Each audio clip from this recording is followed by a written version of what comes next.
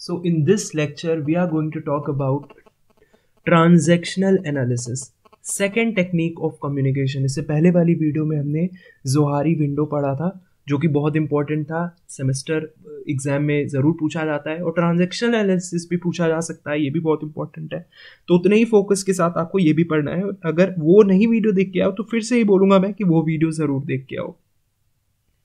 Transactional analysis, तो समझते हैं, पहले पॉइंट टू पॉइंट देखते हैं। पहला पॉइंट है कि it is an analysis of social transaction. तो बेसिकली ट्रांजैक्शनल एनालिसिस जो है ये सोशल ट्रांजैक्शन का एनालिसिस है। बात समझ में नहीं आई? थोड़ा और बेटर अंडरस्टैंडिंग रखेंगे, रुक जाओ भी थोड़ा। डेवलप्ड बाय एरिक बर्नी इन 1950। तो भाई 1950 में एरिक बर्नी ने इसको डेवलप किया। ये एनालिसिस है सोशल ट्रांजैक्शन का। तीसरी बात, बेसिकली अब सिंपल लैंग्वेज में मैंने इसको समझाने की कोशिश की है, it provides a better understanding for the interaction between members of the organisation. Correct sir, अब समझ में आ गया। सो सिंपल वे में अगर मैं बोलूं, एनालिसिस ऑफ सोशल ट्रांजैक्शन का मतलब यही है कि इसकी वजह से जब हम ट्रांजैक्शनल एनालिसिस पढ़ लेते हैं ना, तो एक बेटर अंडरस्टैंडिंग लग जाती है कि जो भी ऑर्गेनाइजेशन में मेंबर्स हैं, वर्कर्स हैं, एम्प्लॉयर्स, एम्प्लॉयज हैं, जो भी लोग काम कर रहे हैं, उनके बीच में इंटरेक्शन जो होता है उसकी बेटर अंडरस्टैंडिंग अगर हमें चाहिए, so we have to study this और we have to analyse this transactions, और we can say transactional analysis theory बनाई गई उसके लिए। So it provides a better understanding for the interaction between members of the organisation. When I say we have to study the transactions, I am saying we have to study those interactions, we have to study the behaviour of those members who are interacting or who are transacting their information to each other. So basically we have to study their behavior, and when I say behavior here, what I'm trying to convey here is we have to study their ego वाला part. क्या कहना चाह रहा हूं मैं, थोड़ा सा समझते हैं आगे। So basically it provides a better understanding for the interaction between members of the organization. Transactional analysis is a technique to explain why individuals behave in a specific way throughout their life. एक ही तरीके से या किस तरीके से कोई individual behave करता है, किस मैनर में, अगर वो एक मैनर में बिहेव कर रहा है तो भाई वो क्यों बिहेव कर रहा है इस तरीके से, अगर वो अथॉरिटेटिव वे में बिहेव कर रहा है तो वो क्यों कर रहा है ऐसे बिहेव, अगर वो इमोशनली बिहेव कर रहा है थ्रू आउट देयर लाइफ क्यों कर रहा है वो ऐसे।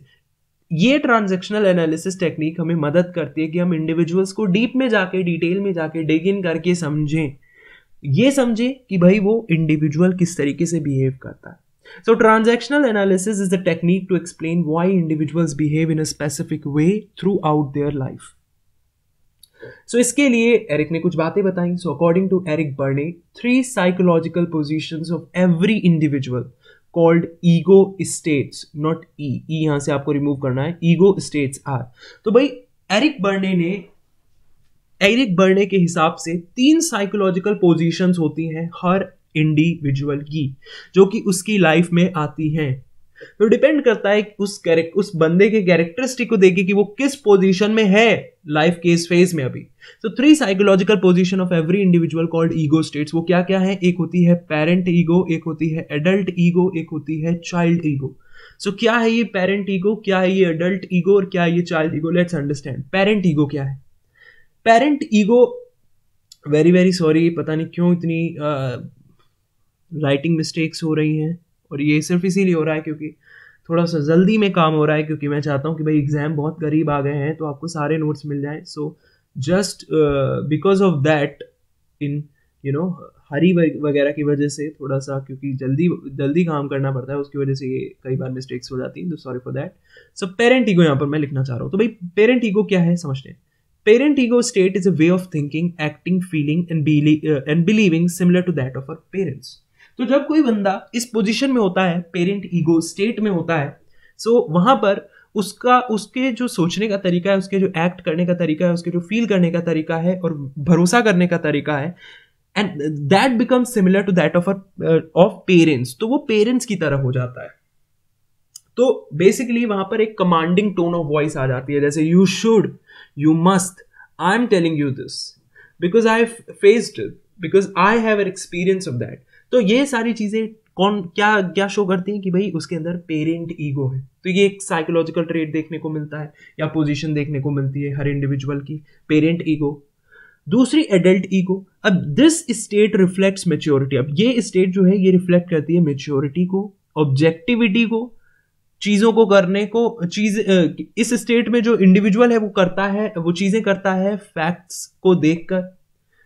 सो this state reflects maturity, objectivity, rational thinking and problem solving tendencies.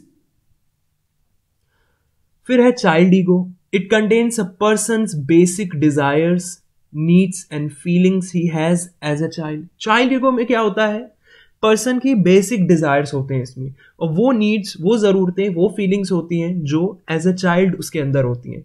सो इसमें अब पॉजिटिव फीलिंग्स भी हो सकती हैं जैसे which are very important, joy, sympathy, love, hope, kindness, और इसमें लिटिल नॉन पॉजिटिव फीलिंग्स भी हो सकती हैं जैसे sorrow, shame, fear and anger. तो वो सारी आपकी चाइल्ड ईगो में आती है। तो I hope you got an idea कि भाई पेरेंट ईगो में क्या आता है। पेरेंट ईगो में कमांडिंग टोन ऑफ वॉइस और कमांडिंग ट्रेड्स दिखने लगते हैं, you should, you must, I am telling you, that's why you have to do it. Adult ego में आपको maturity, objectivity, rational thinking, problem solving tendencies दिखने लगती हैं। And when we talk about child ego, तो it contain positive feelings as well as non positive feelings. It contains joy, sympathy, love, hope, kindness as well as feelings like sorrow, shame, fear and anger. So I hope you got an idea about transactional analysis. अगर आपको समझ में आया तो comment करके मुझे जरूर बताइए. We'll see you in the next video where we are going to talk about group dynamics and group behavior, a lot of things about groups. We'll see you in the next video. Take care.